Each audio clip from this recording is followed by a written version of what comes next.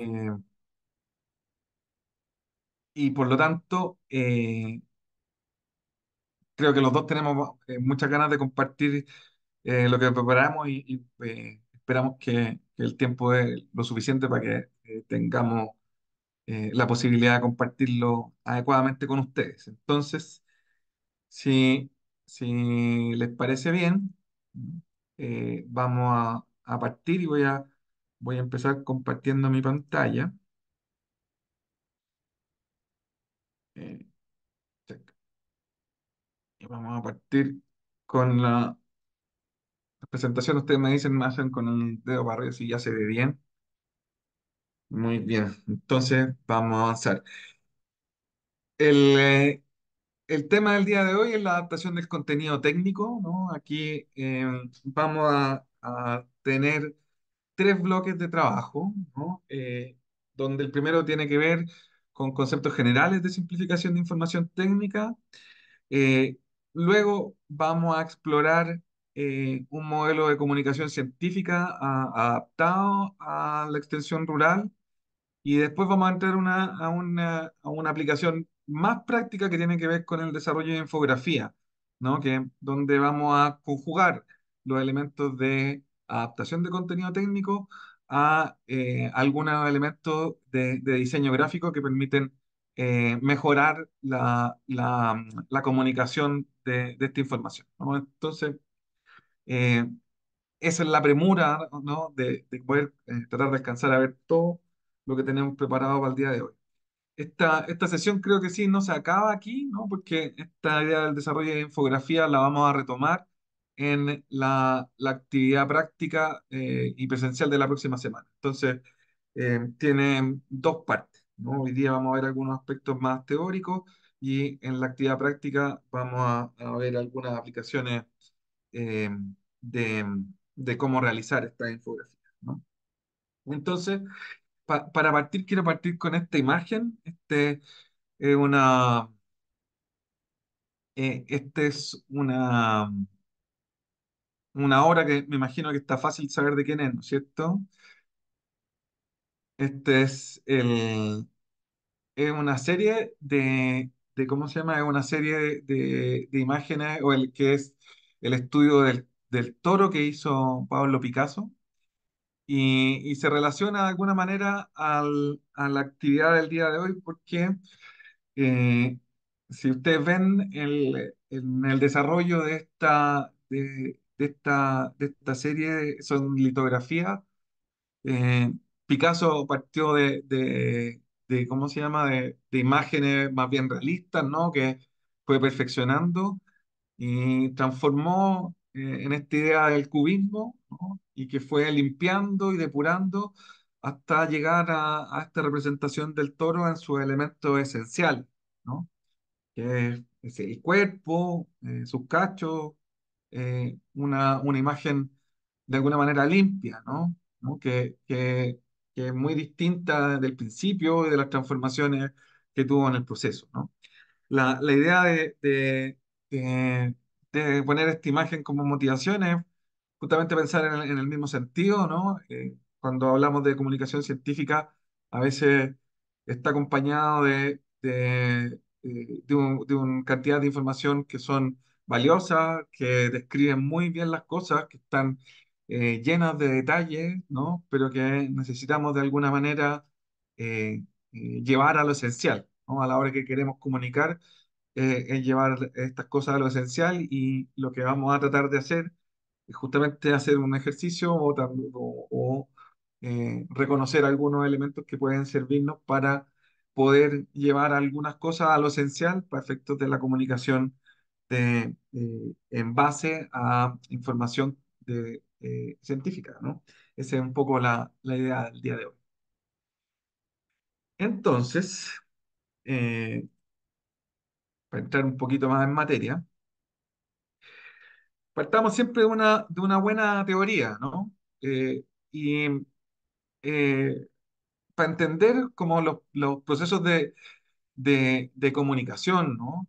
Lo que hay que mirar, en primer lugar, cuál es la mirada sobre eh, cómo se transmiten esos mensajes, no en base a esquemas conceptuales como las teorías lingüísticas, ¿no? Y particularmente esta, que es la teoría sistémico-funcional, que considera el lenguaje, ¿no? como un sistema de recursos. En este sentido, la idea de un sistema de recursos es que no se limitan exclusivamente a la expresión oral o a la expresión escrita, ¿no? Sino que hay otros recursos que se pueden utilizar, ¿no?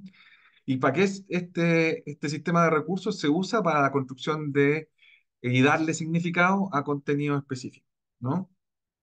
Entonces, lo que tenemos es que el lenguaje no es solamente estructura gramatical, sino que también es un fenómeno social que se basa en en la relación entre las personas, ¿no? Y las personas con su entorno social, y que este lenguaje se tiene que adaptar a las necesidades comunicativas de los hablantes, ¿no? Entonces, tiene que responder a los problemas, los desafíos o los elementos que ellos quieren poder transmitir, ¿no?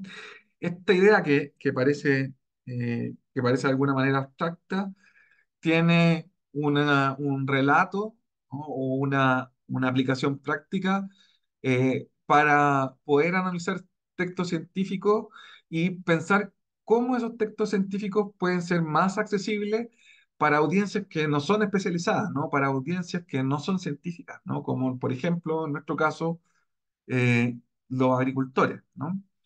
Y aquí hay elementos que parecen que caen un poquito de cajón, ¿no? Tal vez los más obvios que es la necesidad de usar estructuras más simples, ¿no? Por una parte, reducir los tecnicismos que se usan, ¿no? Y el empleo de construcciones que sean sintácticamente más accesibles, ¿no? Que tengamos oraciones que sean más fáciles de comprender. Esto es particularmente importante en un idioma como el nuestro, el español, que producto de su misma riqueza a veces nos lleva a construir, ¿cómo se llama?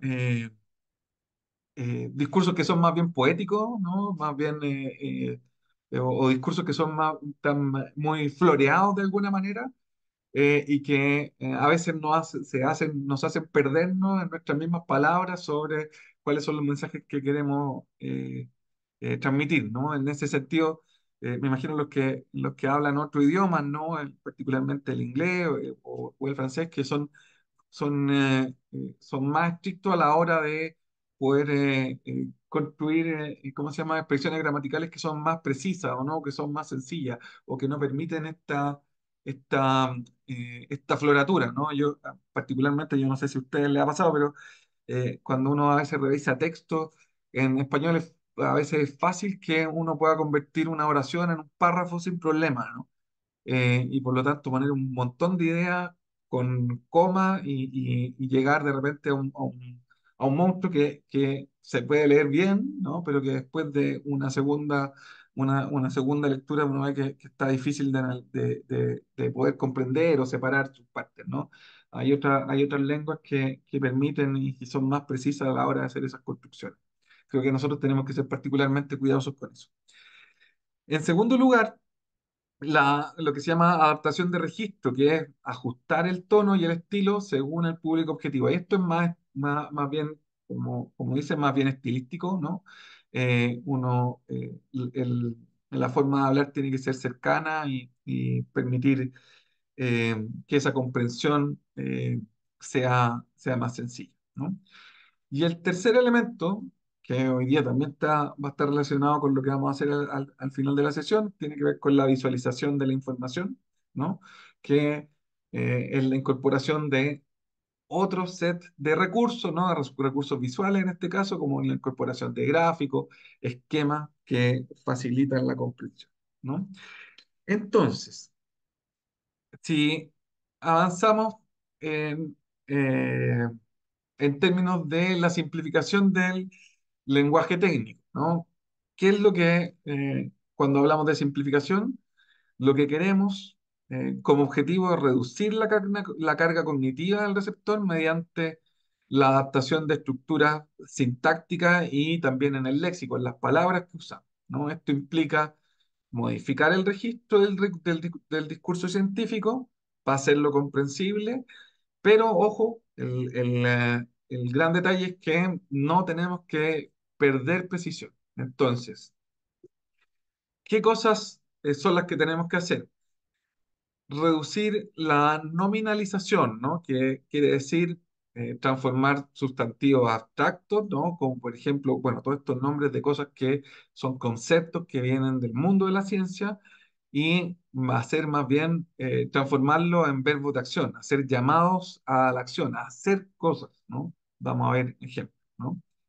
Usar estructuras sintácticas más simples. Entonces, evitar oraciones subordinadas complejas. Esta idea de lo que les decía recién, de convertir estas oraciones en párrafos, ¿no? Donde empezamos y vamos adjuntando, incluyendo con coma, información adicional que hacen muy complejo la comprensión, ¿no?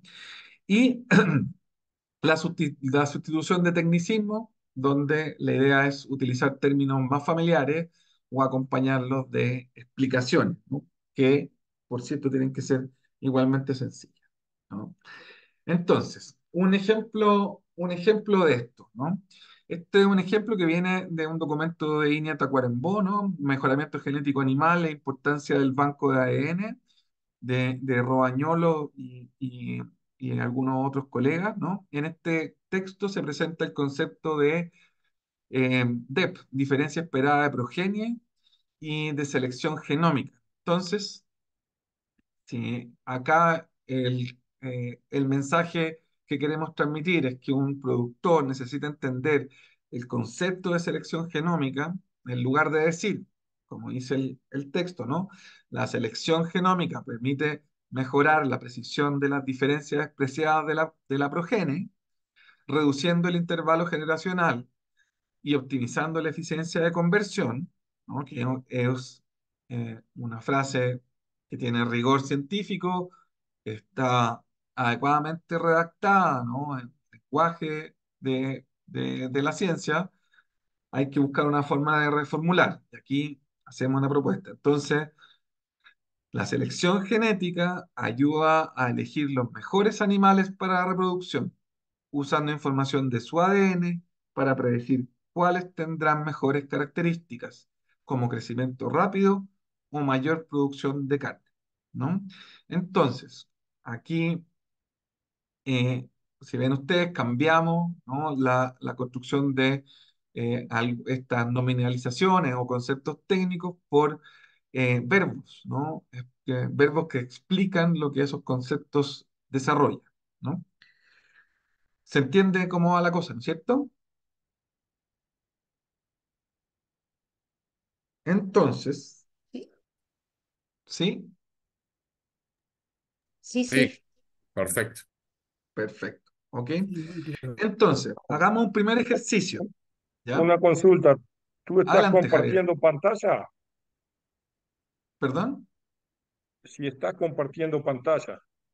Entiendo que sí. Sí, sí. Sí, sí, se ve la pantalla. No, yo no la estoy viendo, entonces, bueno, problema mío, entonces. Si Gracias. no la ves, cerrá y volvé a la plataforma a ver si puede. Bueno, Sí. Ya, está importante que te puedas muy bien. conectar, Javier, porque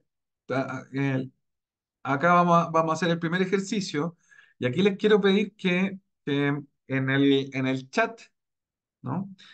Hagamos lo siguiente, ¿no? Este también está basado en un documento de INEA, ¿no? Donde es un documento de INEA La Estanzuela que se llama Manejo del calostrado en el ternero neonato, herramientas para una crianza más saludable y eficiente, de Mendoza y colaboradores. En este texto trata sobre el pasaje de la inmunidad de la madre al ternero y se desarrolla el concepto de transferencia pasiva de la inmunidad, TPI. Usted, si le echan un vistazo a ese documento, dice, lo enuncia en un principio, de ahí en adelante habla de TPI. Entonces, si un productor rural necesita entender el concepto TPI, en lugar de decir La absorción de las inmunoglobulinas calostrales maternas intactas a través del intestino delgado del ternero solo ocurre durante las primeras 24 horas de vida, periodo en el cual el intestino delgado del ternero es permeable a la absorción de macromoléculas. Se podría reformular cómo, ¿no?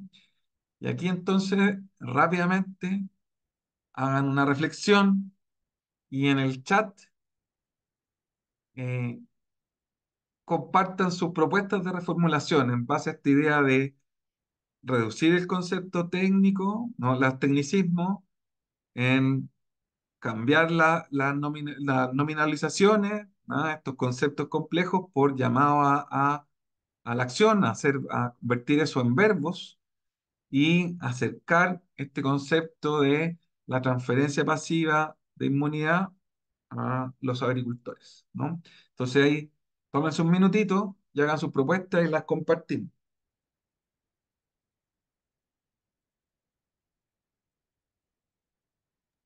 Fernando, capaz que es más fácil para ellos si copias este párrafo, te lo pones también en el chat y ellos pueden reformular, puede aparecer. Bueno, voy a intentarlo.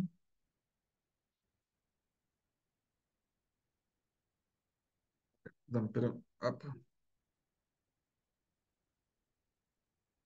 voy a tener que dejar de compartir, sí, no sé si es mejor eso o tal vez si alguien me ayuda.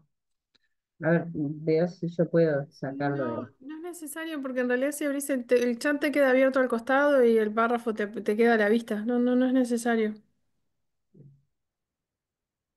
Es que estamos pensando porque es muy difícil. Nadie dijo que esto iba a ser fácil.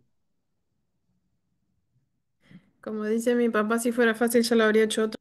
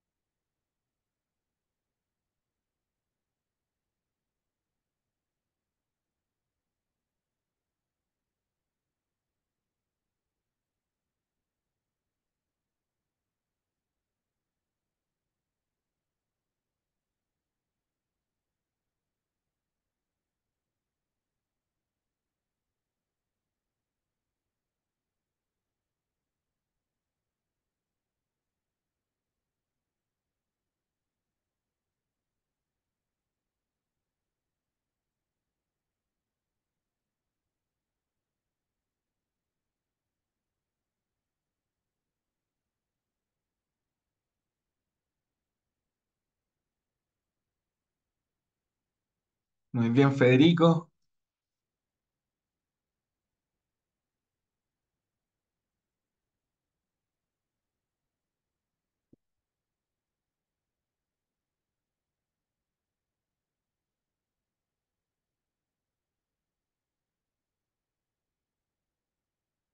Muy bien, Sofía. Excelente.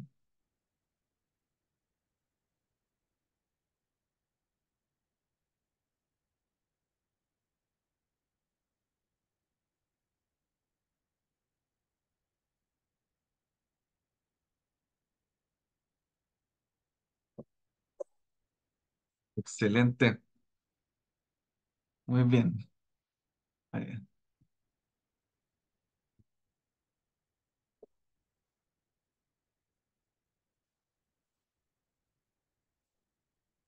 Vamos, pero aquí estamos con...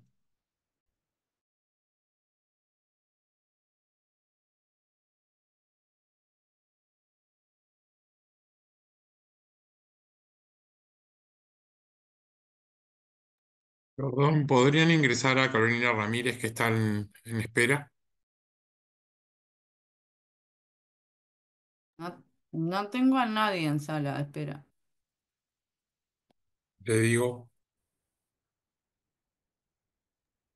Muy bien. Ya, tenemos varias propuestas. Tal vez vamos a empezar rápidamente viendo algunas que Federico partió. No sé si Federico quieres compartirla. bueno,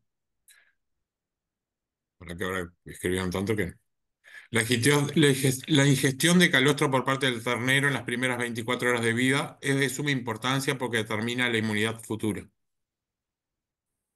Perfecto, ¿no? Aquí tenemos una reducción importante, ¿no? De la complejidad.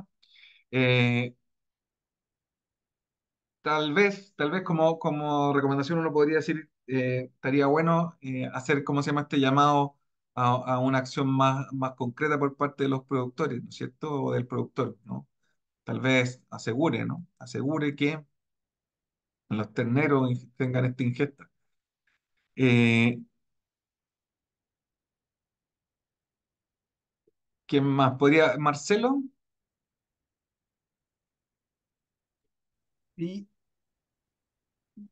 Y lo estoy buscando. Somos dos Marchelos por las dudas. Estoy hablando yo. Marcelo tú, Marcelo Rachetti. Bien, bien. Lo estoy buscando. Aquí puse, para un ternero es fundamental activar su sistema de defensa. Para ello se le debe permitir mamar el calostro de su madre en sus primeras 24 horas de vida. Perfecto. Aquí hay a mí me gustó esta parte que en el fondo que hay una expresión como directa, la idea de que el ternero tiene que alimentarse durante ese periodo y creo que ese está bien destacable, ¿no? Buena cosa. Eh, Muy bien, creo que todos lo han hecho muy bien.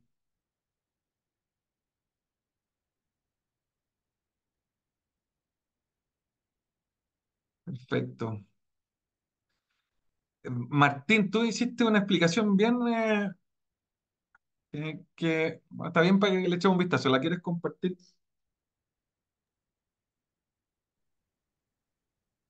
A ver, ¿ahora me escuchan ahí? Sí, Escribí los contenidos del calostro que aportan inmunidad y que son muy importantes para la salud. Solo es posible si la cría toma lo suficiente en sus primeras 24 horas de nacido, ya que luego de eso su intestino no las puede absorber. ok. Ya. Cambio, Yo aquí, Martín, así como sugerencia, ¿no? Es que acá el, el contenido está ok, lo lograste simplificar, pero la estructura de construcción de la frase se hizo un poco compleja, ¿no? Para la lectura, ¿no? Entonces, tal vez estaría bueno remirarla para ver cómo podemos darle un sentido de más simplicidad en la lectura. correcto. Lo que pasa es que me apuré y no la pude. Ah, No, somos está bien, tiempo. sí. Estamos no es. eh, Estamos aquí todos aprendiendo, así que no te preocupes, ¿no?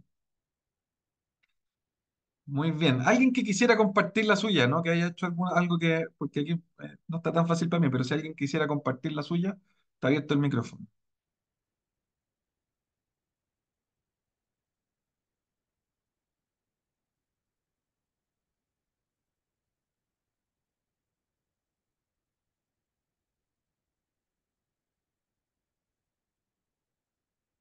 Muy bien.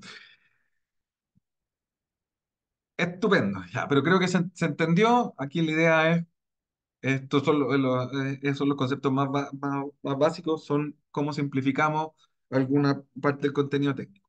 La segunda alternativa, habíamos hablado de simplificación del contenido y hablamos también de una segunda alternativa que es la adaptación del registro comunicativo. En este caso, ¿no? Lo que vamos a tratar de hacer a variar el lenguaje según el contexto y el público objetivo, ¿no? En este caso, este enfoque lingüístico distingue entre el campo, ¿no? El tema que tiene el discurso, el tenor, la relación que tiene que ver con la relación entre los interlocutores y el modo, que es la forma de comunicación. Entonces, en contextos rurales, la adaptación de un registro implica un uso de un tono que es más cercano y conversacional, la incorporación de expresiones locales para generar identificación y un uso de estructuras propias de la oralidad, como repeticiones o ejemplos concretos, ¿no? En esto quiero Eh, Por poner también un ejemplo, ¿no? Este viene de otro documento INEA, este es de INEA Tacuarembó, que habla sobre la eficiencia de la conversión alimenticia de novillos terminados a corral, parasitados con tratamiento o libres de fasciola hepática, ¿no? Este es un trabajo voy a tratar de pronunciarlo bien, Ubíos y algunos colaboradores. En este texto se destaca la importancia de adaptar la comunicación por una mejora en la adopción de tecnología para la ganadería familiar, particularmente porque en estos temas que son de manejo clínico de animales hay mucho tecnicismo, ¿no? Entonces, eh, si se quiere explicar la importancia de la sanidad animal, perdón, en la ganadería bovina, en lugar de decir que el control de enfermedades parasitarias es fundamental para evitar pérdidas productivas y garantizar la eficiencia en la conversión alimenticia, se podría reformular como si las vacas tienen parásitos, no engordan bien y producen menos carne. Es como si estuvieran enfermas todo el tiempo. Por eso hay que revisarlas y darles los tratamientos adecuados, ¿no?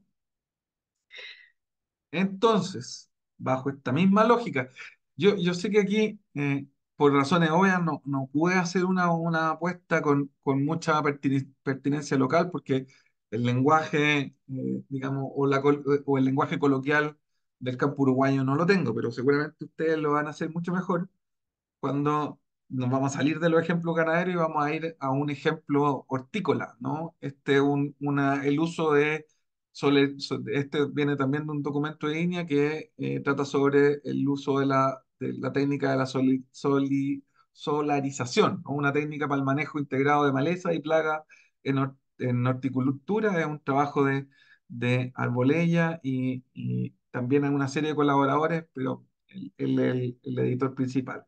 En el texto trata sobre el uso de esta técnica para lograr mayor eficiencia en cultivo de hortalizas y si un productor rural necesita entender qué es la solarización, en lugar de decir que la solarización es la cobertura hermética del suelo húmedo con plástico transparente UV durante un tiempo determinado, es un proceso hidrotérmico que se produce en suelos humedecidos cubiertos con plásticos y expuestos a la radiación solar en los meses más cálidos.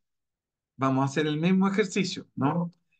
Reformulen, ¿no? Utilizando ahora no la simplificación, sino que vamos a hacer una adaptación coloquial del lenguaje, ¿no? ¿Cómo lo harían en uruguayo rural?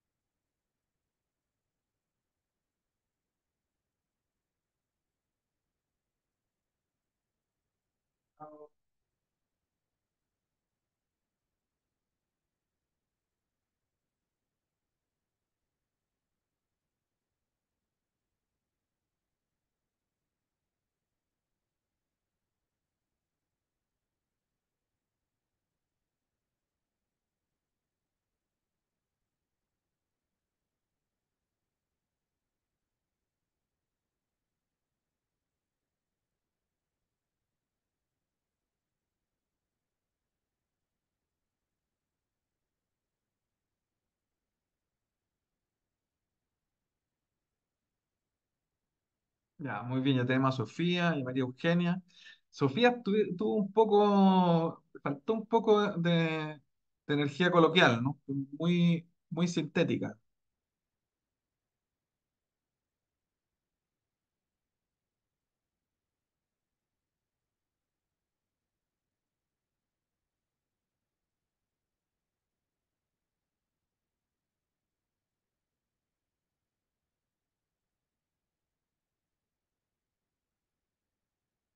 María Eugenia también como que pecó un poquito más de lo mismo, ¿no? Igual que Mario. Tal vez jueguensela un poco por ir un poquito más allá en la expresión coloquial.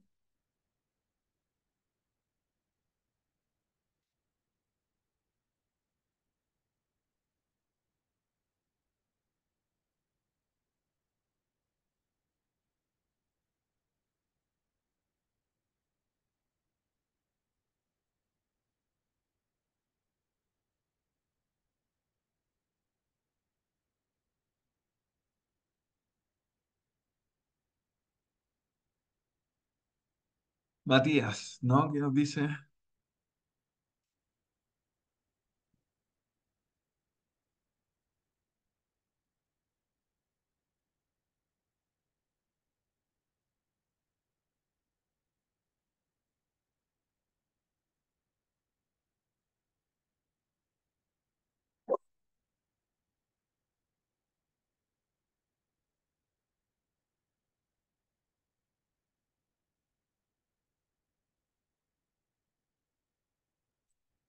Muy bien.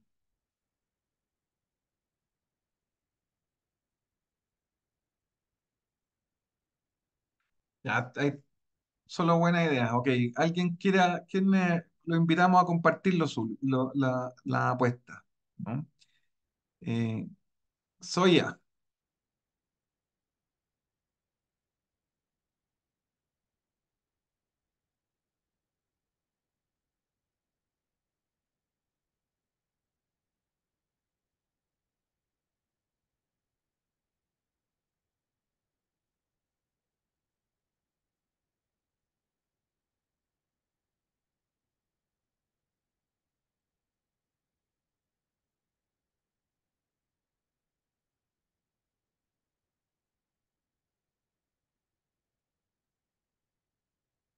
muy bien, Martín. Bueno, creo que todos hicieron buena apuesta. No, no sé si, y aquí tal vez, corríjanme, no sé si hay, ¿cómo se llama? Algo más de lenguaje coloquial como que pueda hacernos sentir como mayor, eh, como que nos pueda ofrecer mayor, con algunas expresiones que nos puedan hacer sentir mayor cercanía, ¿no? Disculpen, pensé que tenía el micrófono abierto y al final no. Ah, Sí. En realidad yo refería a los meses específicos, ¿no? Como más, como que me parecía que estaba o en verano o enero, esto, diciembre, enero, que es lo que decía. Bueno, la solarización se realiza en los meses de diciembre-enero, donde se cubre el suelo con nylon, incorporando humedad, logrando de esta forma llegar a una temperatura que logre eliminar malezas y plagas en el suelo. No sé, me parecía que podía ser como más cercano, más allegado ahí al... sí, a mí me parece que todos lo han logrado, ¿no? En términos de hacer una simplificación y se entiende fácilmente. Yo quería más bien hacerlo como una pregunta, ¿no? Porque Ujú. todo aparece en un castellano muy castizo, ¿no? Si hay alguna una expresión ¿cómo se llama? Algunas expresiones que puedan dar cuenta de una mayor... mayor cercanía, ¿no? Si hay algo del lenguaje más coloquial del mundo de los hortaliceros que se podría incorporar. Tal vez no lo hay, ¿no? A mí se me ocurre, Fernando, capaz, no sé, que en lugar de hablar de malezas, a la gente le gusta mucho hablar de yuyos. Ah, Este, pero bueno, es muy, solo eso, entonces después no me imagino algún otro término más coloquial. sí. Eso es un buen punto, ¿no? Tal vez uno podría decir, bueno, es como se llama que esto podría aportarle valor a la frase en términos de simplificación. Es como cambiar la expresión de la maleza por yuyo, ¿no? Eh, Está bueno, esto también la propuesta que nos hace Victoria, ¿no? Que parte con este llamado ¿cómo se llama? A reflexionar. ¿Ha escuchado a la socialización? Está bueno. No sé si Victoria quieres compartir por qué. Buenas tardes, perdón que llegué un poquito más tarde, Está pero bueno, bien. creo que ahí más o menos enganché. En realidad, bueno, yo no soy agrónoma, soy comunicadora, así que es la primera vez que escucho hablar de solarización. En realidad, lo que hice fue simplemente ese párrafo que está ahí, escribirlo distinto y tratar de, bueno, de empezar con una pregunta para llamar la atención y hablar de nuestro sector hortícola también, como con una cuestión de cercanía, pensando en el público a quien va dirigido, pero no le puede aportar mucho más valor en cuanto a la traducción técnica. Perfecto. No, pero está bien, en el fondo, esta idea, o en este tipo de adaptación, lo que buscamos es justamente llevar la expresión al lenguaje coloquial, de buscando cercanía y comprensión, ¿no? Eh, tal vez, claro, en cada, hay que, Marcelo nos aportó con algunas palabras que tenía, ¿cómo se llama? Que tenía tal vez más sentido y más valor para horticultores, ¿no? Tal vez no la hay, pero muy bien. Ok, entonces, para seguir avanzando, tenemos como la primera aproximación, que era esta de simplificación, ¿no? La simplificación vamos a tocarla en dos ámbitos, la tocamos en dos ámbitos, la simplificación digamos, como vamos a hablar de simplificación en términos de la reducción de tecnicismo, de simplificación en el lenguaje, y la segunda alternativa, que es una adaptación que va por un ajuste en el registro, ¿no? En cómo entregamos el mensaje. Ahora quiero invitarlo a una segunda aproximación, que es un poquito más completa, que es cómo miramos un modelo de comunicación científica y lo adaptamos al tema de la extensión de una manera un poquito más holística, ¿no? Y para esto quiero ocupar también un marco teórico que es un modelo integrado de comunicación científica que se llama CORU, ¿no? Que desarrolló esta investigadora, una especialista en comunicación científica que se llama Nancy Lonker en el 2016, ¿no? Y ocupa una metáfora, ¿no? De una planta en crecimiento para ilustrar cómo se transmite y cómo se procesa información científica, y cada uno de los elementos de este modelo está asociado a algunos de los aspectos clave en la comunicación, ¿no? Y tiene este nombre de Koru, que es el nombre de una planta, de un helecho, que está presente en Nueva Zelanda, y que, bueno, ustedes se han visto cómo crecen los helechos, es que tienen las hojas están como enrolladas y se despliegan, ¿no? El modelo tiene varios elementos y voy a tratar de explicarlo y cómo estos se despliegan luego en términos de su adaptación para efectos de plantear una estrategia de comunicación científica en el mundo rural, ¿no?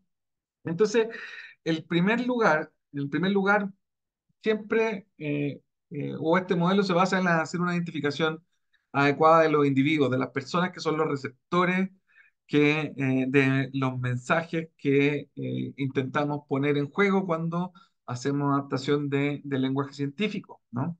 Entonces, aquí los elementos identitarios de cada una de las personas influyen en cómo se recibe y se procesa la información, ¿no?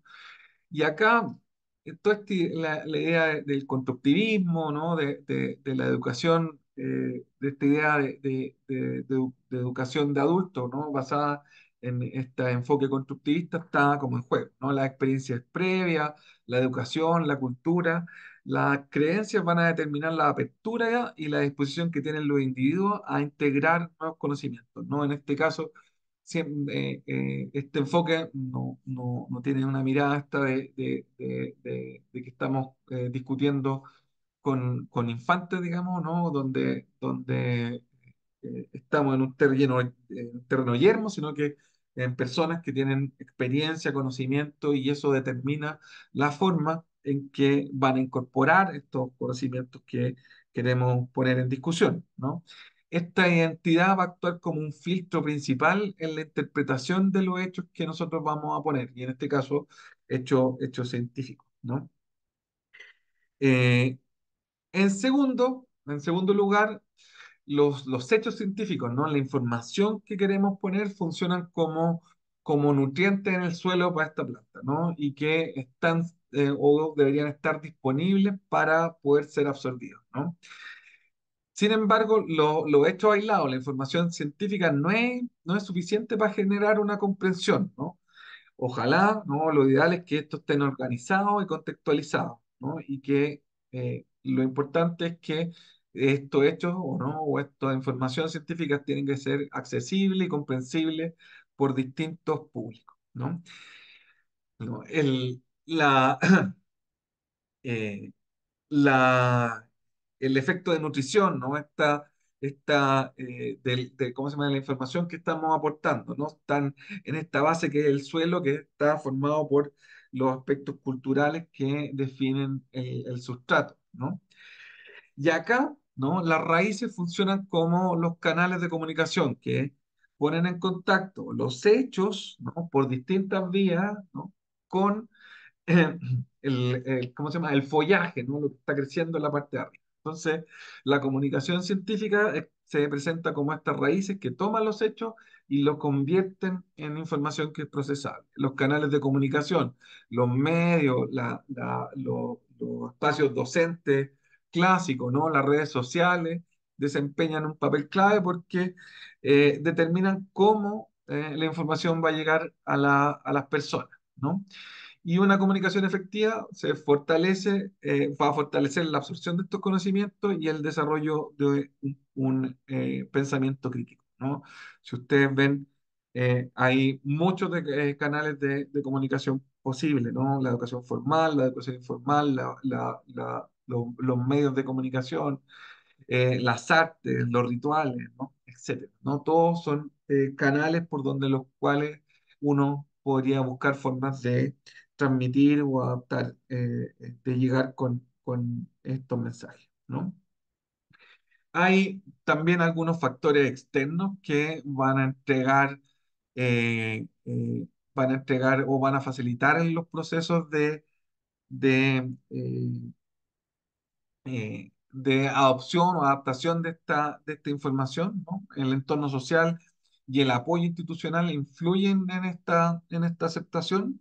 Si un grupo social valora la ciencia, es más probable que sus miembros la adopten y, por otro lado, las normas culturales pueden facilitar o dificultar la integración de nuevos conocimientos y, por lo tanto, hacer una lectura adecuada de estas normas culturales, ¿no? De qué es lo que el entorno cercano a las personas piensan sobre lo que queremos difundir es muy, muy relevante, ¿no? Y hay algunos factores internos que también pueden aportar, ¿no? Cada individuo tiene un conjunto de valores y creencias que condicionan y cómo interpreta la información que le vamos a aportar, ¿no? Hay en algunos casos predisposición a aceptar hechos científicos, en algunos casos no. Hoy día, de hecho, fue un gran tema de discusión respecto en el tiempo de la pandemia, el tema de las vacunas. Ustedes pueden recordarlo, ¿no? Hay todo un movimiento en contra del uso de las vacunas, que tienen una disposición respecto a la información científica que hoy día está bien, bien cuestionada. ¿Para qué vamos a decir hoy día? Vamos a hablar digamos, casos anecdóticos, ¿no? El tema de todo el mundo del terraplanismo, ¿no? Hay gente que cree que la Tierra es plana y que estamos viendo en un engaño, ¿no? Eh, entonces, esta predisposición, ¿no? Es bien importante tenerla bien clara. Y por cierto, ¿no? En estos esquemas de educación o de constructivismo, ¿no? El conocimiento anterior también va a afectar la facilidad con la que se integra nueva información, ¿no?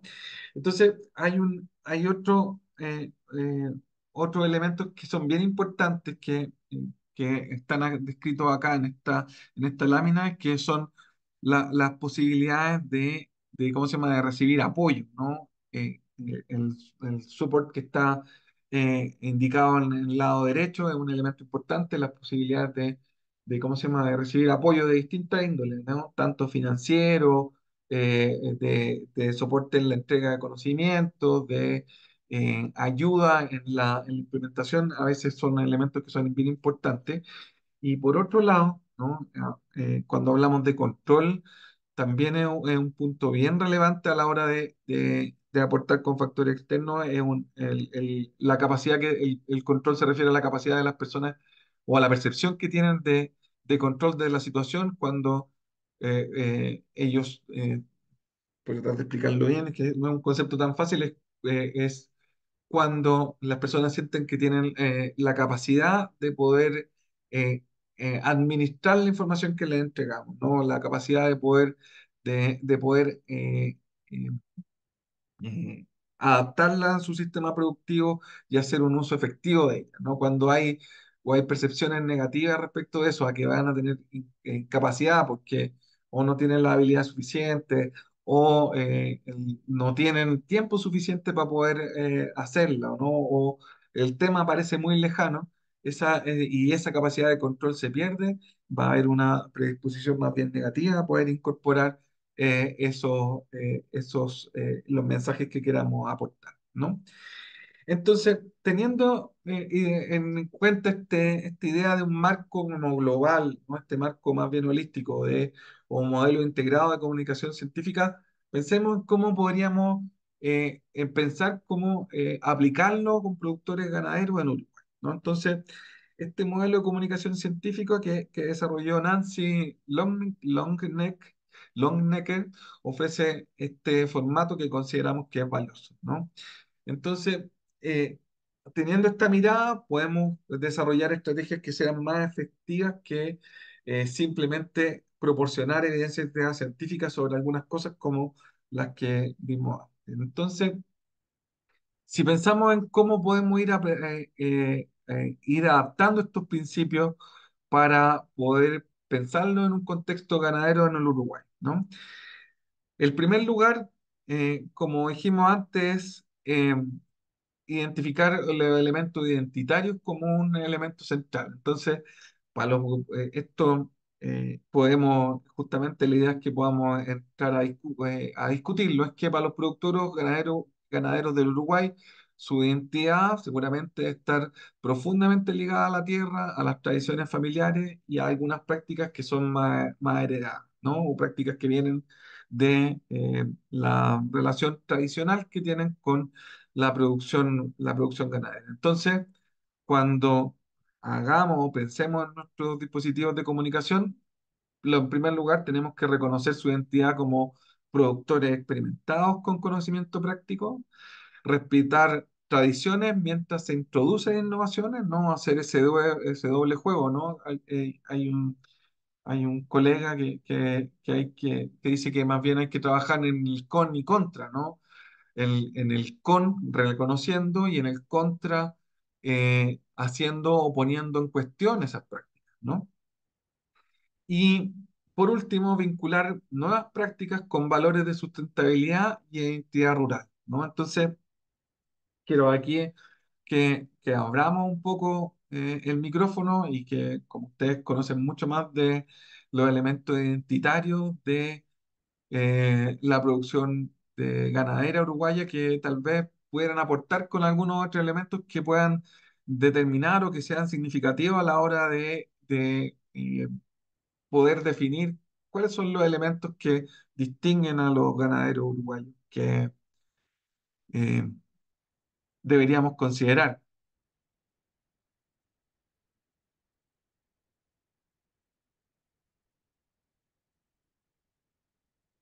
O sea, ahí abrimos el micrófono.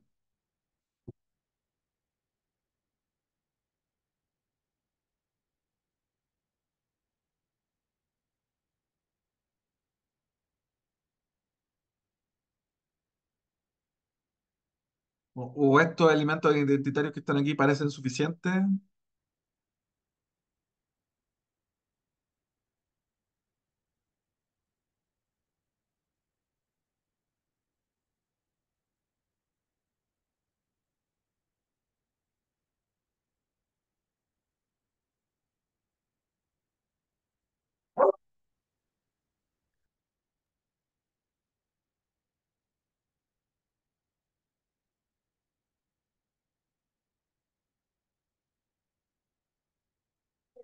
A los términos identitarios son bastante, o sea, la importancia del conocimiento práctico, la importancia del reconocimiento del conocimiento práctico como valioso es fundamental a la hora de la comunicación. ¿Tú, María Eugenia, no dirías que hay otro elemento identitario que pudiera ser distinguible, que se podría integrar como para identificar, que pudiera ser distintivo? ¿O esta es una, una identificación suficiente?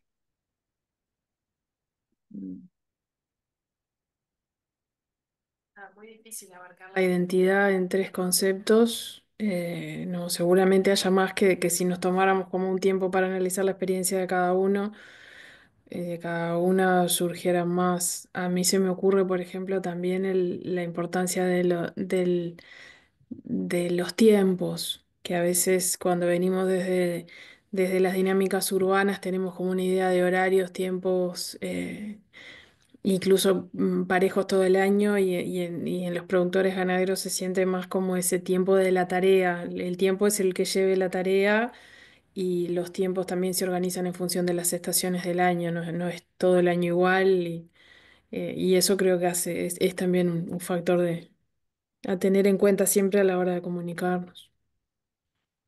Perfecto, ya, muy buen punto, ¿no? La temporalidad, claro, es un elemento que está siempre a la base en la agricultura, no, el año claro, no es una fábrica de clavos.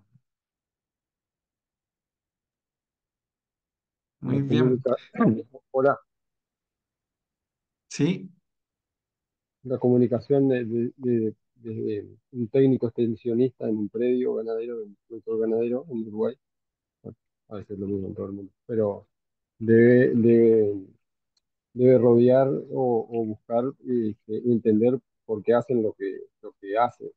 Eh, Está, muchas de esas cosas están metidas en esos tres puntos ahí, pero, pero al menos al principio,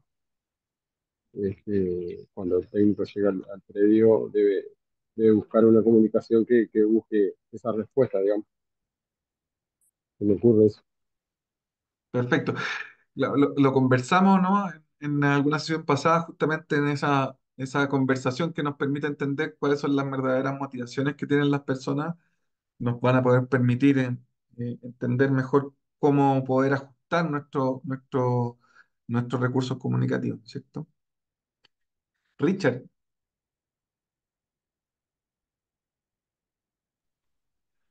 Buenas noches. Estaba pensando un poco en esto claro, nosotros hemos trabajado en el proyecto Ganadería Familiar Resiliente y hay una cosa que, como decía María Eugenia, es cuando decimos los productores ganaderos uruguayos, eso es muy amplio, ¿no? Porque de última nosotros trabajamos con familias.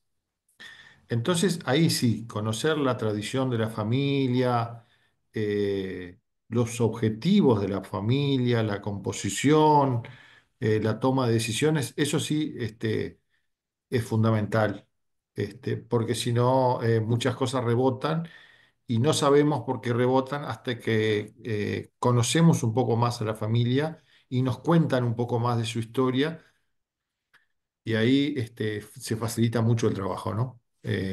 Estoy totalmente de acuerdo con estos tres principios o tres, pero cuando lo llevamos a nivel familiar es mucho más efectivo, ¿no? Mucho más.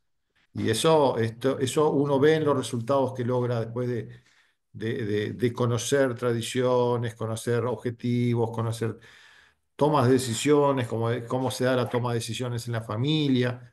Ahí hace un clic el técnico y ahí es diferente, ¿no? así es. Eh, la Sí, comunicación. muy bien. Yo, tiene toda la razón, Richard. Recuerda así a cuál escala estamos trabajando, ¿no? ¿Se acuerdan cuando en la primera, no en la primera, en la segunda clase quisimos marcar cuál era el enfoque, en qué parte estábamos cuando trabajamos ¿cómo se llama? En comunicación, usando medios como WhatsApp, ¿no? No estábamos en la asesoría de resolución de problemas uno a uno, sino que más bien estamos generando estrategias que son un poquito para grupos de población, ¿no? Entonces, Richard, tú apuntas muy bien a la asesoría personalizada, donde la construcción de soluciones tiene esas características o requieren ese nivel de conocimiento. Y ahora te pido que nos subamos un peldaño más arriba para mirar un poquito más de lejos, y aquí en ese enfoque está. Pero buen aporte de todas maneras. Marcelo.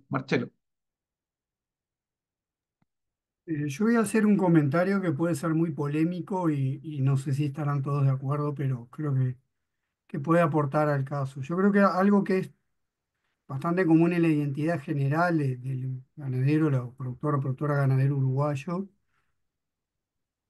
es quizá que perciben como un profesional no indispensable al ingeniero agrónomo. En mi forma de ver, para ellos es mucho más indispensable un veterinario que un agrónomo, y ni hablar un odontólogo o un médico cuando tienen que tratarse de las propias personas, de la familia. Pero creo que ese es un desafío también, por lo menos yo lo percibo, que dentro de lo que es la ganadería más tradicional del Uruguay no hay una avidez por contar con un asesoramiento técnico, porque saben que eso puede generar un impacto, más allá de que en algunos casos tenemos percibido, un poco como decía Richard, en la ganadería más pequeña, familiar, que por temas de escala, el incremental que se puede lograr por contar con asistencia técnica no siempre lo puede pagar el costo de la asistencia técnica, pero eso puede pasar quizá en los sistemas ganaderos más pequeños, familiares, pero también los sistemas ganaderos grandes, más tradicionales, no tienen generalmente, por costumbre, digamos, apoyarse en el asesoramiento agronómico. Entonces, no sé, lo pongo como una cuestión también de la identidad, que puede ser discutible, o sea, cada familia o cada productor, productora ganadera es un caso. Seguro que hay algunos que son muy ávidos, otros no tanto, pero creo que la general es que no hay una avidez. Es que sí pasa con los productores lecheros, o que sí puede pasar más con los productores hortícolas o frutícolas que acostumbran más a tener a sus técnicos agrónomos asesorando. Es buen punto porque ese elemento tal vez que es, tiene una componente cultural, ¿no? De cuánto valor le creen o pueden estimar que aportan los agrónomos para su sistema, ¿no? Efectivamente, los médicos veterinarios a veces para sistemas pecuarios es mucho más evidente, sobre todo en el área sanitaria, ¿no? Solucionan problemas que son muy visibles. Federico. Yo creo que hay que trabajar bastante en lo que tiene que ver con que el productor se sienta orgulloso de contar lo que hace, de brindar su información, porque a mí me pasa de que el productor le da como... Muchos tienen miedo de contar su propia información, muchos no la tienen porque no la registran, entonces, pero fundamentalmente noto que muchas veces los productores no les gusta contar lo que pasa en su propio establecimiento.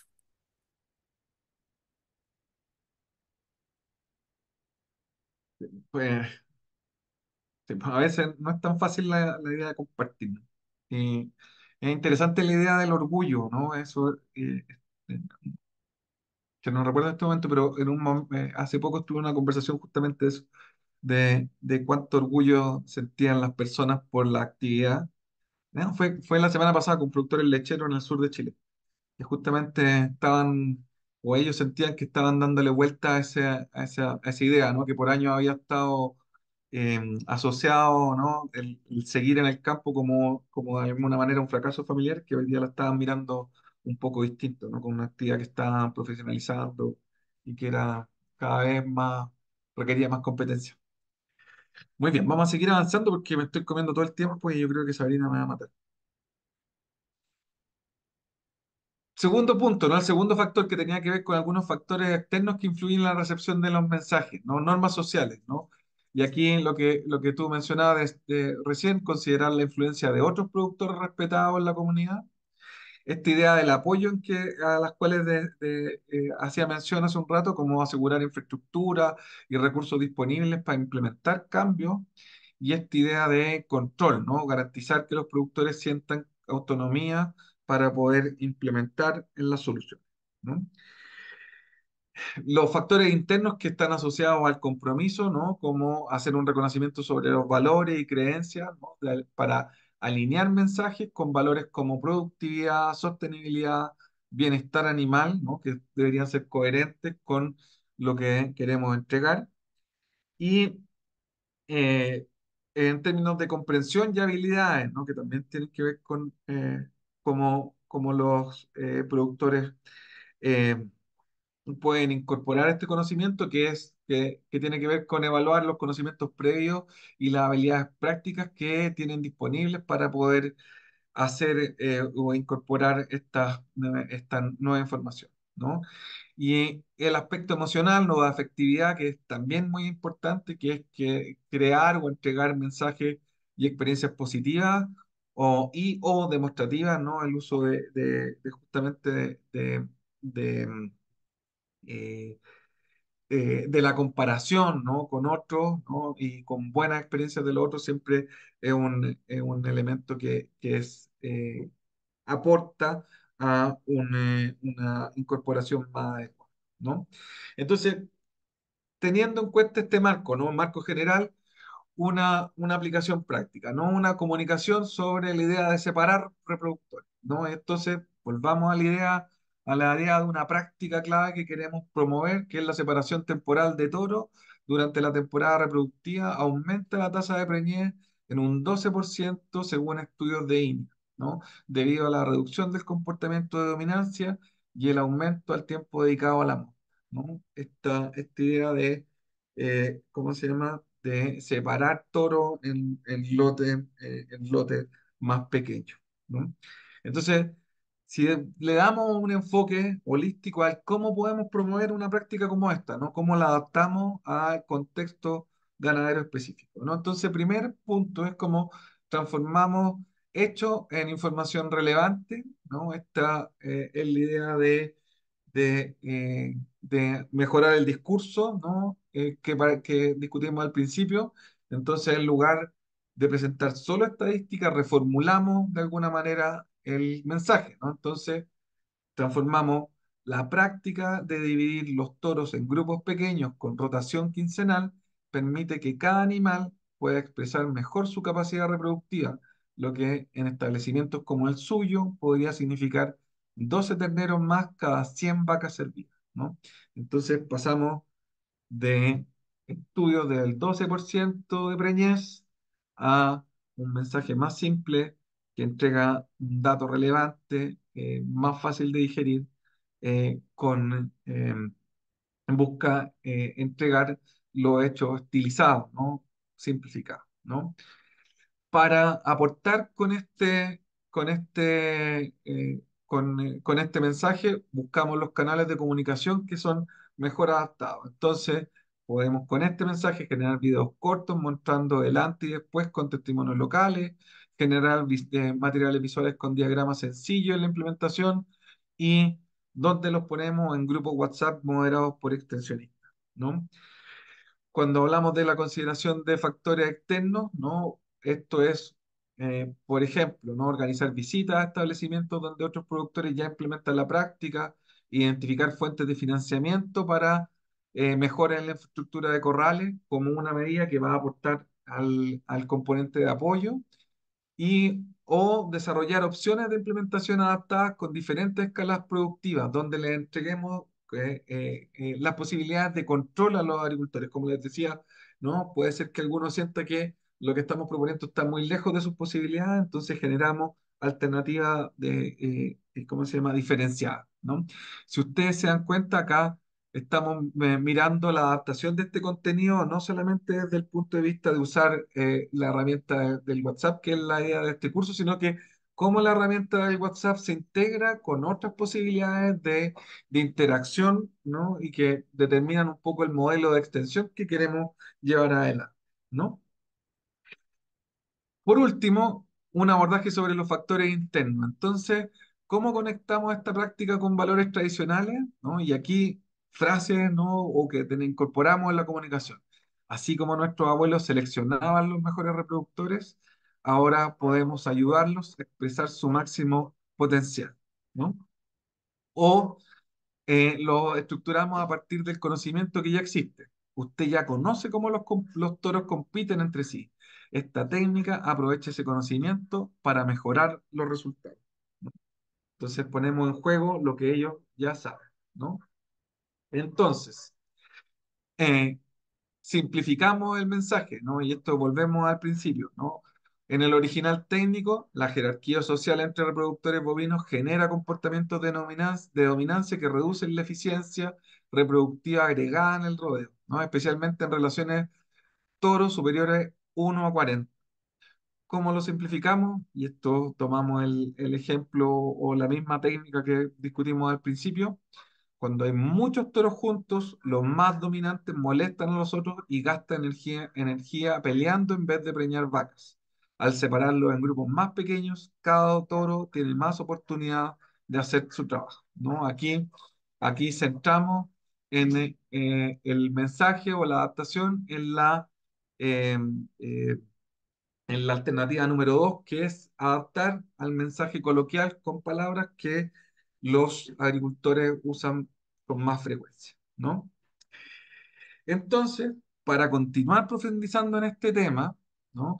Ahí vamos a poner a disposición dos ejemplos más donde se utiliza este enfoque, ¿no? Para poder dar una mirada 360 al cómo hacer adaptaciones del contenido técnico pensando en su comunicación. Y desarrollamos dos ejemplos que van a quedar disponibles en la plataforma hoy día para que ustedes le echen un vistazo, que tienen básicamente la misma lógica, ¿no? Unos que tienen que ver con el manejo de las terneras en su alimentación para el primer servicio y otro ejemplo que también está bien interesante, que es cómo podemos incorporar el uso de la regla agrodada en la medición de la disponibilidad de forraje para hacer los reingresos a los poteros, ¿no? Estos dos ejemplos los desarrollamos a partir de fichas técnicas o más bien de algunos estudios INEA que están disponibles en la web y que lo usamos para poder ilustrar en la aplicación del enfoque.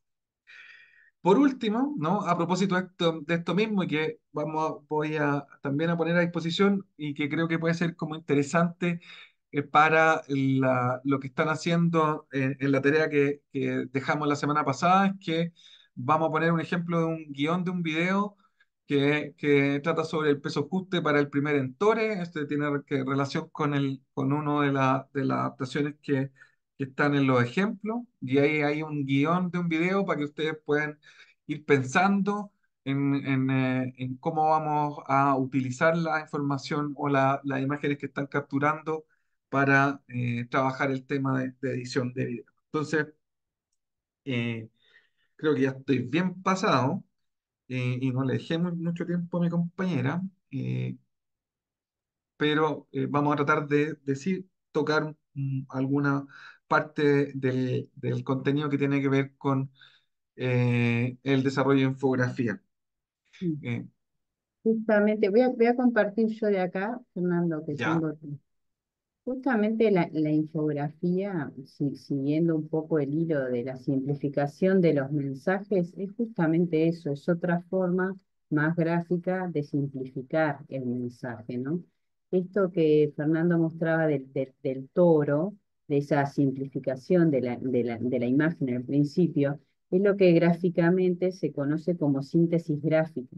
Buscar a nivel visual que algo complejo sea llevado a lo más simple que se puede. Eso del toro se hace generalmente como para logotipos o ese tipo de comunicación. Pero la infografía, y ya les voy a compartir la pantalla, en líneas generales vamos a hacer algo muy, este, saben que acá aparece de todo. Lo tengo acá. La infografía, acá tengo este, en líneas generales, una infografía es una forma visual de comunicar la información. Combina tanto texto, imágenes, iconos gráficos, colores, para explicar ideas complejas de una forma clara, rápida y atractiva. Se usa para enseñar, para sensibilizar, para resumir, para organizar pasos, para comparar datos o para visualizar procesos. Justamente es eso, es una simplificación de una información compleja, ¿no? Entonces, por ejemplo, yo lo que les traigo acá, para que tengan una idea rápidamente, las vamos a ver, tipos de infografía que se pueden usar. Hay miles, pero estas son unas de las más comunes. Una es la infografía de pictogramas, se basa en el uso de iconos, símbolos e ilustraciones simples para representar ideas o datos de forma visual. Son ideales para llegar a un público diverso o cuando se quiere comunicar información más allá del lenguaje escrito. Ven que aparecen los iconos, las ilustraciones, es como englobar todo en un mismo diseño. También están las infografías gráficas, que utiliza gráficos estadísticos de barras, circulares, líneas, para presentar datos de forma visual y comparativa. Permite mostrar proporciones, evoluciones, cantidades o tendencias de una forma muy efectiva. También tenemos las infografías de diagrama, explica estructuras o comparaciones, representa visualmente relaciones estructurales, jerárquicas o comparativas entre conceptos, usa formas geométricas, flechas, líneas y agrupaciones visuales para explicar cómo se conectan las partes de un sistema. A veces es bueno para explicar organigramas o para explicar el funcionamiento de una organización o etcétera, ¿no? Las infografías en lista es una forma de organizar la información de ítems o puntos consecutivos, permitiendo presentar contenidos de manera ordenada, clara y de fácil lectura. Infografías de pasos secuenciales, muestra pasos secuenciales de un proceso o una decisión mediante cajas conectadas por flechas, facilita la comprensión de rutinas, procedimientos o guías paso a paso. También están las infografías cronológicas, que representan eventos o etapas en un orden temporal, mostrando cómo evolucionó un hecho, un proceso, una historia o una persona a lo largo del tiempo. Tenemos las infografías con mapas, organiza datos vinculados a una ubicación geográfica, utilizando los mapas como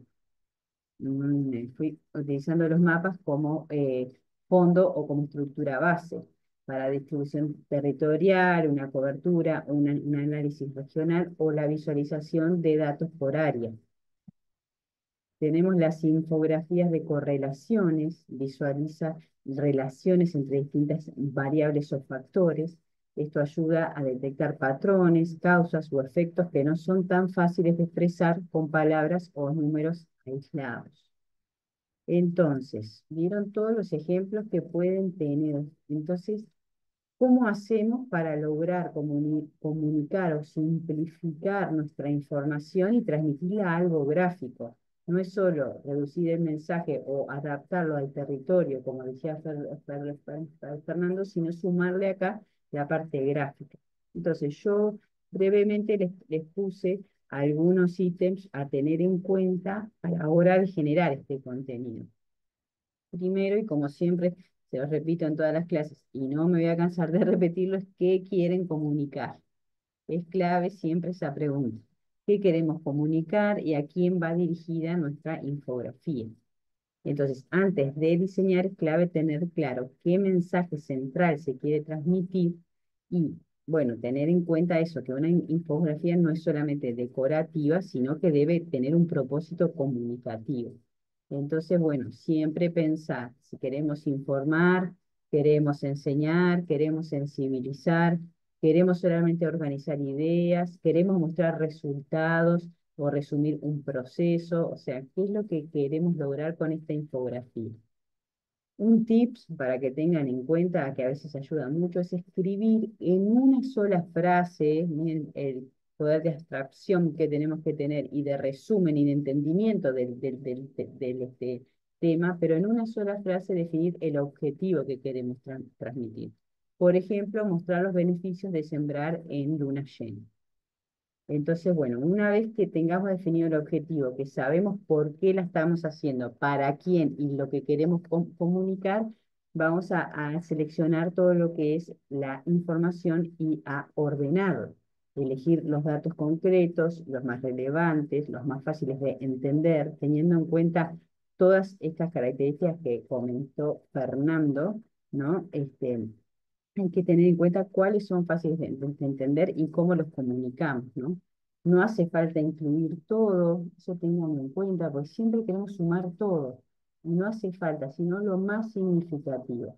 Entonces, organizar la información de una forma jerárquica. ¿Cómo nos puede ayudar a hacer esto? Usar listas, agrupaciones o preguntas claves para ordenar la información. Antes de diseñar. Todo esto es prediseño, ¿no? Claro el tema, clara toda la información que queremos transmitir, orden de jerarquía, de importancia, simplificación, y a todo eso ya nos vamos un poco con el diseño, que es elegir el tipo de infografía según el contenido. Entonces, a lo que tenemos, a lo que queremos comunicar, cuál de todas esas infografías que les mostré son las más convenientes para usar. No todos los datos se muestran igual.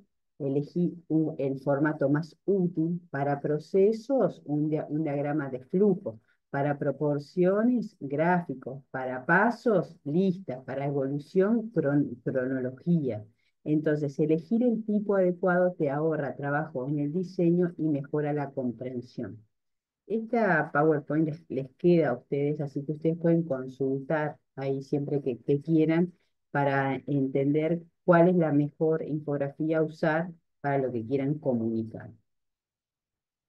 Una vez que tengamos todo eso, armamos un esqueleto visual. Antes de empezar, siempre un esqueleto, un esquema, un papel, siempre al papel, yo soy de usar mucho papel, pero bajar todo al papel ayuda mucho como a entender todo el contenido que tenemos, ¿no? Entonces, usen bloques de información, flechas, formas geométricas, busquen el orden de la lectura.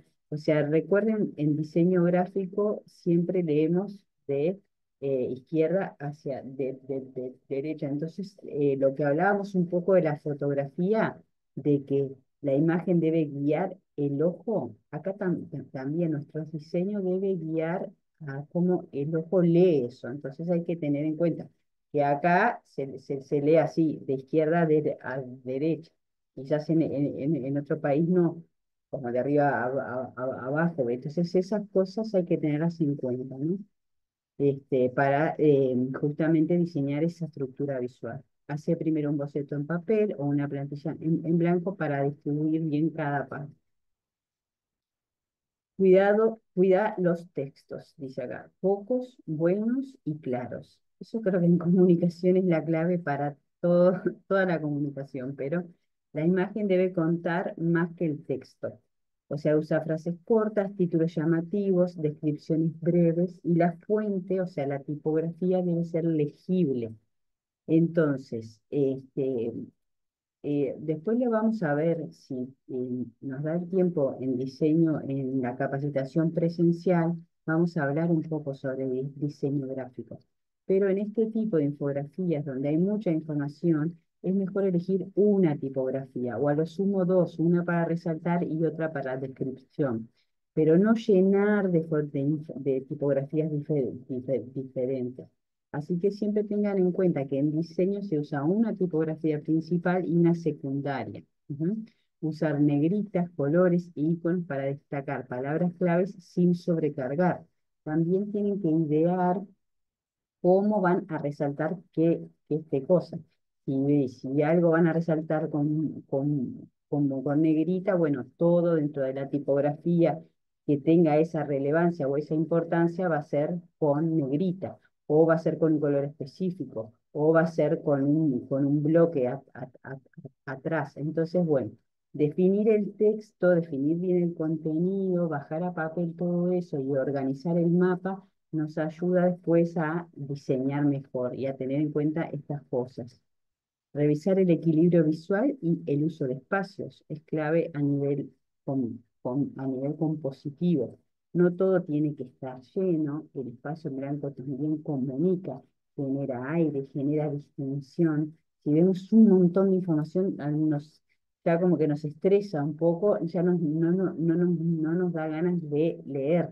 Cuando vemos algo que los espacios en blanco se respetan, que la información no está pegada, entonces ya nos genera otra distensión visual y nos da ganas de entender o de leer. Por eso, como en fotografía conversamos también, la composición en general es clave, distribuir los elementos con armonía, evitar sobrecargar y usar estilos visuales conscientes. Entonces, un tip que les tiro acá, que yo lo hago mucho, siempre estoy preguntándole a otras personas qué es lo que ven, qué es lo que entienden, qué es lo que leen, que si se entiende. O sea, siempre estoy buscando una opinión cuando diseño. Disculpen que cuando, cuando diseño, o siempre estamos buscando otras personas que miren para ver si se entiende lo que queremos comunicar. Pedirle a alguien que vea antes de publicarlo. Si entiende todo, en menos de 20 segundos vas bien. O sea, si enseguida la persona ya no entiende, no sabe para dónde mirar, no sabe qué es importante, bueno, hay que replantearse.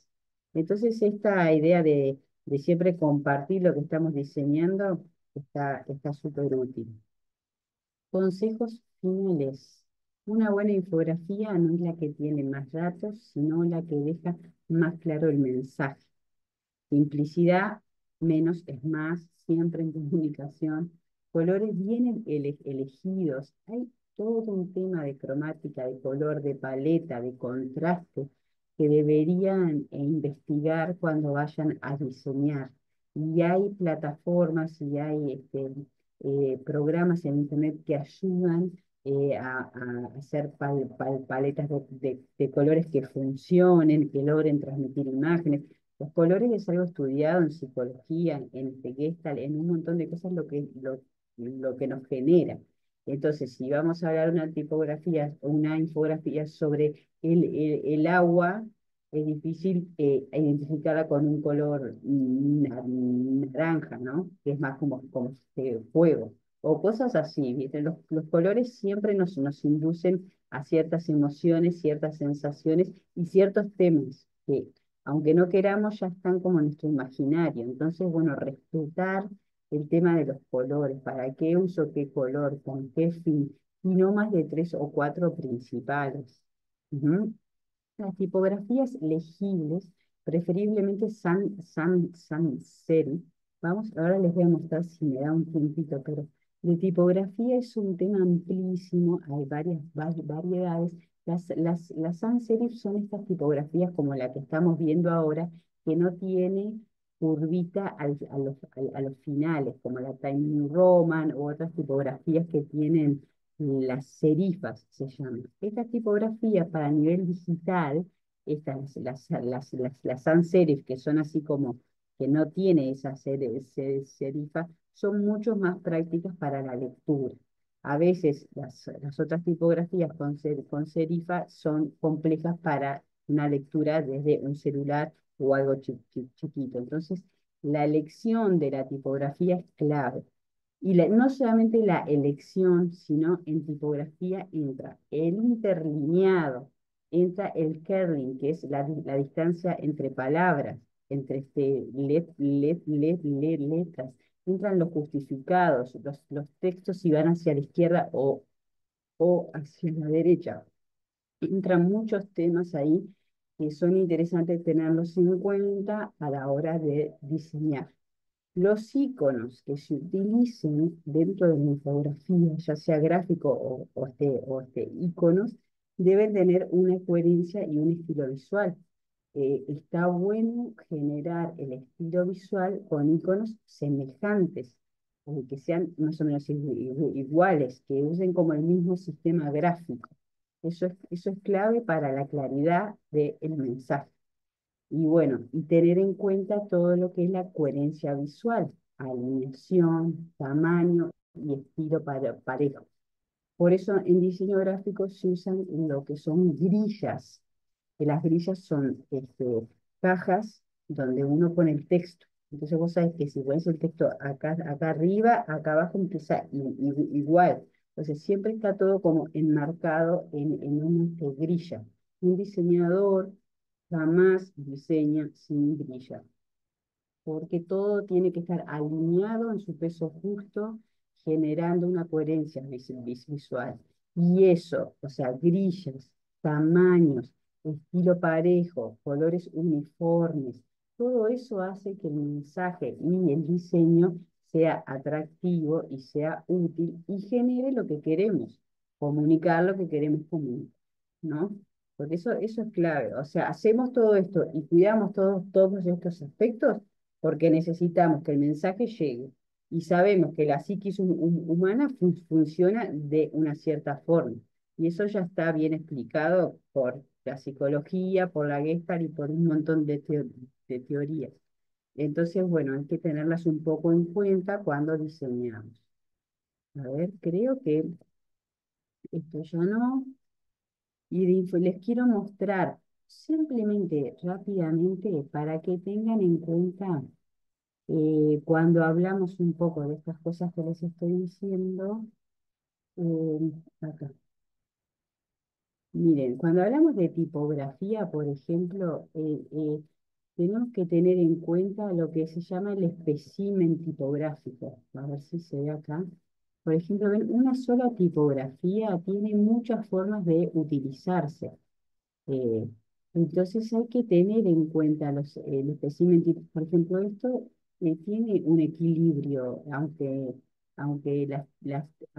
o sea, las tipografías siempre es la misma, pero hay un equilibrio gráfico, ¿no? Y les quería mostrar, más allá de que está bueno cuando usa una tipografía, ver su espécimen o buscarlo en internet, el espécimen de tal y tal, porque les va a dar ideas de cómo poder usarla. Este, a ver, puedo definir acá. Mm,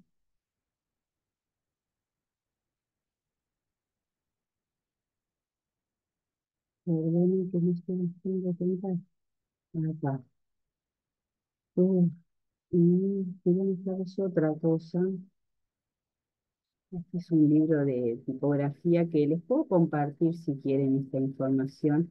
Pensar con tipografía, así como para ver un poco, esto es toda la historia, ¿no?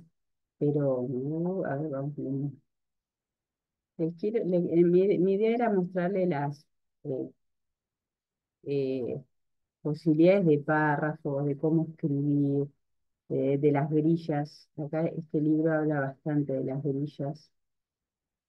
Para que, por ejemplo, en tipografía, bien, cuando uno habla de una letra y dice, voy a elegir esta tipografía porque me gusta, hay todo un diseño atrás de esa tipografía que se hizo, pensado, y se cuenta absolutamente todo, las astas, la altura de las X, si tiene una serifa descendente, si tiene una serifa ascendente, toda una tipografía nos comenta, nos cuenta algo, este, y, y bueno, y hay que saberla usar, esa tipografía, dentro de un encuadre, dentro de una grilla, dentro de un mismo tamaño, este, también hay que conocer las escalas a que esa tipografía va a ser legible o no. Hay muchas que las achicás y no se lee nada.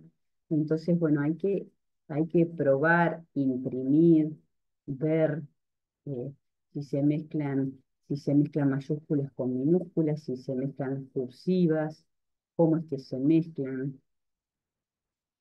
Ujú.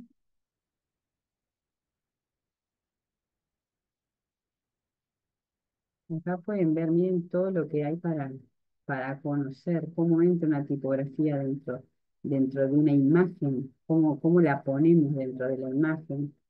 Este, bueno, acá les quería mostrar las grillas también. Bueno, estas son tipografías fantasías, no son las más recomendadas para un diseño gráfico así tan institucional, son más que nada artísticas para un video, para una tapa de un libro, de un CD, para algo más creativo. Pero cuando hablamos de una comunicación más institucional, debemos cuidar algunos aspectos, sobre todo este de la legibilidad. Y a ver si me parece lo de las grillas.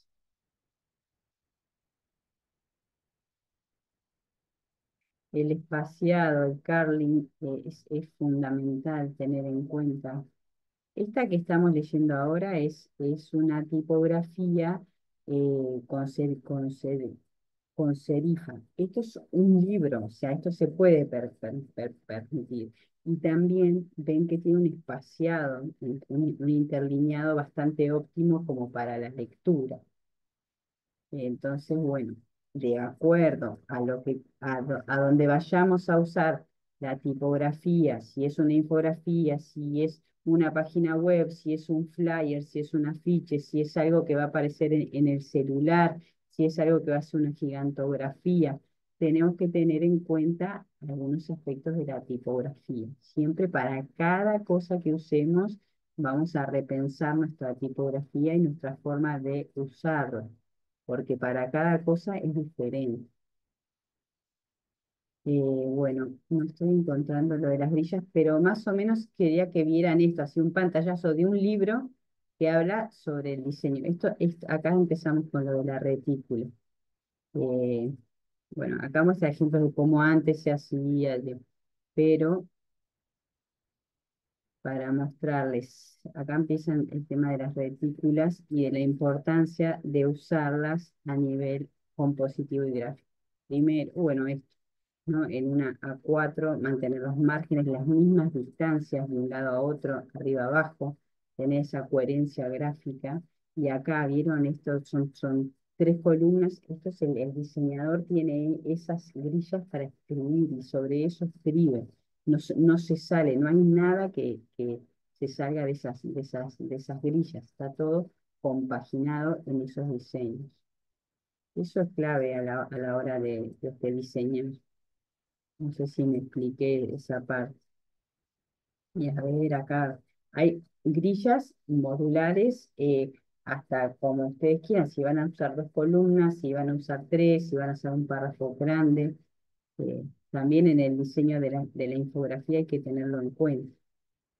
Pero bueno, acá ven la cantidad de información que lleva un diseñador o que debe tener en cuenta a la hora de comunicar algo. Y esto de las infografías es justamente eso, cómo comunicar visualmente, cómo simplificar un mensaje complejo de una forma gráfica. Y bueno, y a veces es mucha información. Entonces, bueno, reducir, achicar, seleccionar lo más importante y buscarle una coherencia estética que sea clara. Y por acá sería el tema de infografía. Después, les quería comentar que en la capacitación presencial, eh, yo tengo varios temas que quiero, que quiero comentar con ustedes, pero también está bueno que ustedes compartan lo que estén necesitando más. Yo había pensado en editar videos, aprender a editar videos. Para eso les quiero mostrar un programa que me gustaría que para la capacitación lo tengan descargado en sus computadoras. Lo voy a poner acá en el chat. Díganme si algo no les interesa, hacemos otra cosa. Filmora se llama. Búsquenlo en internet, hay una versión gratuita, bájense esa y ténganlo pronto en la computadora. Vamos a usar, esa es una plataforma bastante completa de edición y sin resultar tan compleja como un Adobe Premiere que se editan una película ahí. Esto también pueden editar una película, pero de una forma mucho más intuitiva. Busquen esa versión gratuita. Yo tengo una versión paga, así que van a poder ver ahí en vivo cómo vamos a editar o una versión paga que da o un poco más de posibilidades. Sobre todo lo que da son recursos gráficos para los videos, pero ahí lo vamos a ir viendo y en la medida que ustedes crean conveniente o su organización crea conveniente que editan videos de tal cantidad, pueden pagar o no. O sea, van a ver, pero eso es a criterio de cada uno. Y después me gustaría que no lo cuenten por ahí afuera, porque va contra mis principios de diseñador. Pero enseñarles Canva. ¿Saben el programa ese? Un poco, no sé si lo usan. Pero bueno, es un programa que para no saber nada ayuda y a resolver algunas cosas gráficas, sobre todo para redes sociales, etcétera. Pero hay que saberlo usar, porque uno mete mano y hace un maraño y al final uno le echa culpa como que al campo.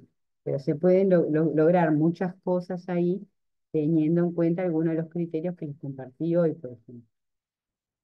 Si les interesa ese tema, también podemos aprender un poco a usar el programa. Sí, Federico, ¿Cómo es el programa que no lo leo en el chat? acá, Canva. Es una plataforma Bueno, eso sí. online. El que dijiste para que había que descargarlo, Canva, ¿eh? No, el otro es para Ah. edición de videos, se llama Filmora. ¿Lo ves ahí en el chat? Filmora. No, no veo en el chat. Por eso pregunto.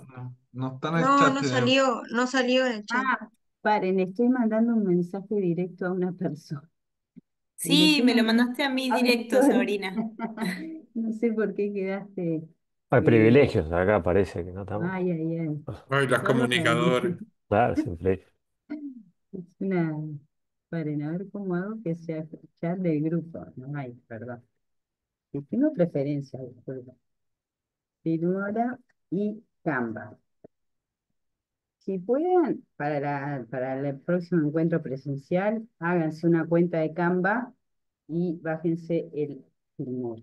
Y les voy a pasar otro, porque también es algo que me gustaría compartir, pero ya no creo que nos dé el tiempo, por eso les digo que tienen que elegir un poco, que es uno que se llama Lightroom.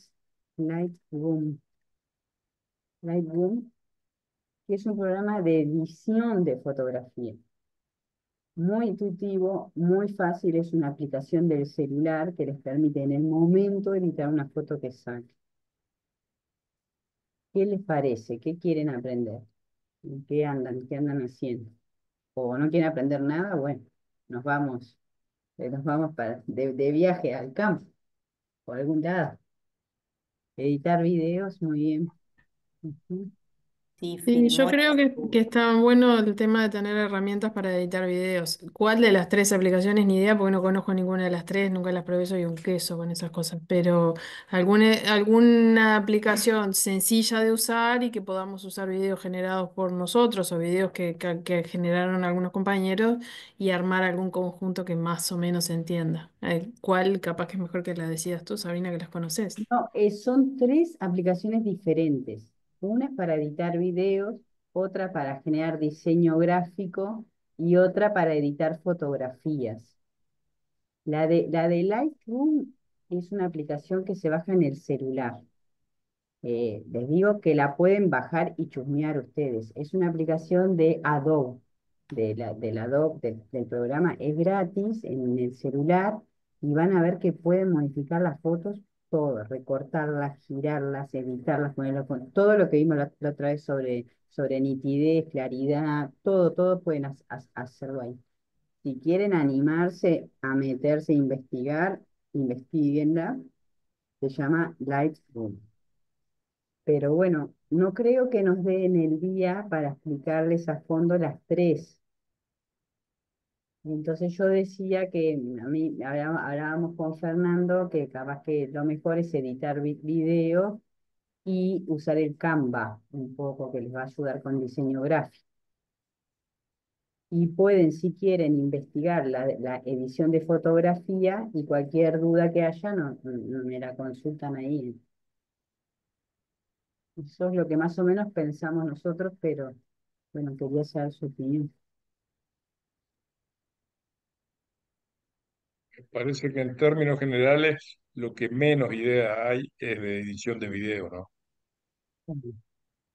Bueno, la la pro- fotografía con lo básico que traen los distintos programas nos revolvemos, pero sí, de entre video, el realmente, celular, ni idea. sí, los celulares ahora traen mm, los celulares nuevos traen bastantes capacidades para editar una foto. Así que bueno, hacemos esas dos si les parece. Prepárense porque Spielberg va a ser un poroto. Así que bueno, y hagan los guiones que vamos a usar para la edición. ¿Ah? Filmen, recuerden, que ahí como traigan el video va a depender la configuración que le hagamos al programa. ¿Ah? Y ahí vamos a ir viendo un poco todo. Sí. Importante lo del guión, por eso vamos a dejar un ejemplo también para que tengan a mano, porque claro, llegar solo con las imágenes sin una idea clara de cuál es la historia que quiero contar va a ser mucho más difícil y más lento el proceso. Entonces, mejor ir trabajando el guión con algo de tiempo. Matías, Buenas.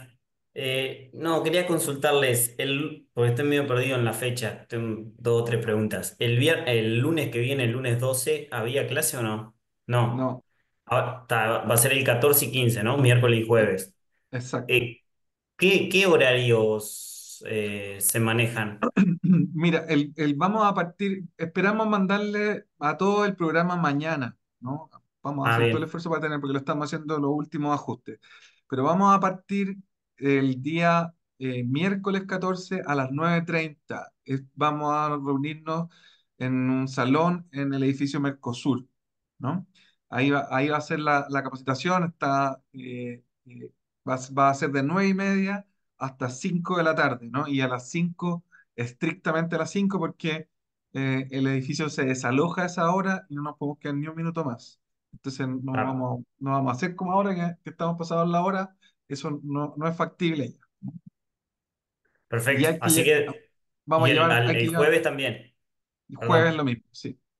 Vamos a tratar de terminar un poquito más temprano para efectos de que hay gente que tiene que volver y viajar, entonces estuvimos viendo la frecuencia de buses para ajustarnos bien en los tiempos y creo que no va a haber problema, pero vamos a tratar de terminar 4:30 para efectos de estar todo el mundo fuera un poquito antes.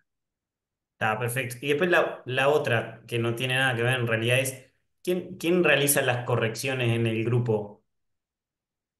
El relator del, el relator de la sesión, Ah, del módulo 4 del de fotografía.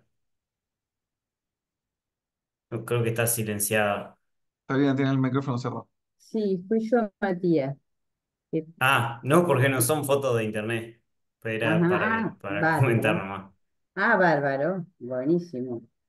Parecían entonces. Tenemos un buen nivel No, entonces. no, no, no. Genial, Matías. Está Bárbaro. ¿Le vieron las perfecto. condiciones? Sí, eso era a tener en cuenta porque si eran, que hubo casos que pusieron por falta de tiempo, obvio, y se entiende y se acepta, ¿no? Pero claro, el ejercicio, si uno saca la foto, es diferente. Así que bueno, no sé si todos vieron las correcciones o algún comentario y, y también cualquier cosa, los que no entregaron y entregan en esta semana pueden avisarme, si se los corrijo. Hubo varios que no entregaron, ¿no? Sí, a propósito de tarea, y es lo último para que podamos ir cerrando, es que esta sesión también tiene una tarea, ¿no? La tarea tiene que ver con eh, desarrollar o aplicar los principios del modelo CORU, ¿no? Este modelo de comunicación científica integral, con la idea de transformar un mensaje técnico y adaptarlo a una población objetivo particular. Entonces, eh, eh, aquí dice cada participante o grupo, ¿no? Hay varios que son grupos de trabajo, deben seleccionar un mensaje técnico con origen en investigación científica validada y desarrollar una propuesta de adaptación comunicacional utilizando como base este modelo CORE, ¿no? El objetivo de la actividad es que puedan aplicar los principios y transformar información técnica en mensajes efectivos que no solo consideren la transmisión de datos, sino que también factores externos e internos que influyen cómo las personas reciben y utilizan la información científica. Para desarrollar esta tarea, no vamos a dar más tiempo, no es necesario, no es para esta semana, sino que la vamos a dejar para el viernes de la semana siguiente, ¿no? Después de ¿cómo se llama? El trabajo de práctico o de las sesiones presenciales de la próxima semana, así que hay un poquito, hay más tiempo. El Sabemos 19, que sí. todavía están trabajando ¿cómo se llama? En la captura de imágenes para la próxima semana. Entonces, concéntrense en eso, háganlo, ténganlo bien, construyan el guión, usen el ejemplo que vamos a dejar para que podamos hacer un trabajo efectivo el día miércoles de la próxima semana. María Eugenia. Consulta, ¿el lunes que viene también tenemos virtual, además de las dos presenciales, o la virtual se suspende? No hay, como le decimos a Matías, no hay presencial la próxima, Perdón, no virtual, escuché, perdón. no había La entendido bien, por eso pregunté de nuevo. Gracias, ahora sí. sí, no hay. Sí. No nos vemos hasta el miércoles.